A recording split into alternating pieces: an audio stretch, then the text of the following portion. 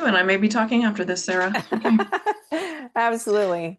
Yeah. So one of in my Facebook group, I have a regular post that comes up about comfort food, and I just sort of ask people what their comfort food is. And many times people will talk about um, the mashed potatoes and the gravies of the world, the cakes, the cookies, the candies. My personal is, I don't know, Mexican food. That's my comfort food. Like, I want the chips, I want the melted cheese, I want all of that.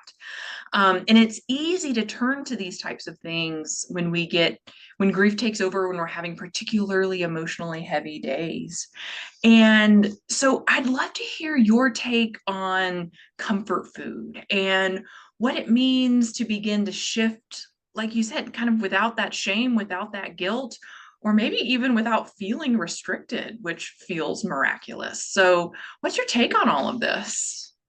Yeah, when you said mashed potatoes and gravy, I instantly tasted my grandma Kramer's mashed potatoes and gravy. They were homemade, like it like makes my heart, and so I totally get that. Everybody has those comfort foods that we turn to, no matter what they are. They're the things that, give us that little boost of dopamine hit so we feel better, right? But what's really happening here is that comfort food is, kind of becomes a coping strategy. But the thing is that it's not a flaw. And I want you to remember that. Like, that doesn't mean because you turn to food in your emotional times that there's something wrong with you, because there's absolutely nothing. And it's really about trying to meet your needs. Um, and the thing to remember about this is that we really need to begin to turn, when we find ourselves turning to those comfort foods, is thinking about what it is that we actually need. Why are we turning to our comfort foods at that point in time? And what is it a replacement for? Because usually it's something other than food that is what we really need. So, like I said, turning into your body and listening to what your body has to say. And we've been so disconnected from our bodies that this can be really hard. So finding somebody that can kind of help guide you along that path to kind of figure out what that might be, right?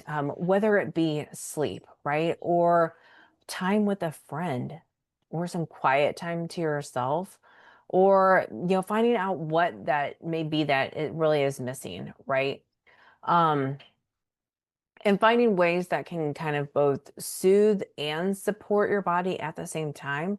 So if it is some kind of food, like making it something that also helps to nourish your body. So, not turning into that bag of chips necessarily, but maybe it's, a warm soup, or a nice cool smoothie or something like that.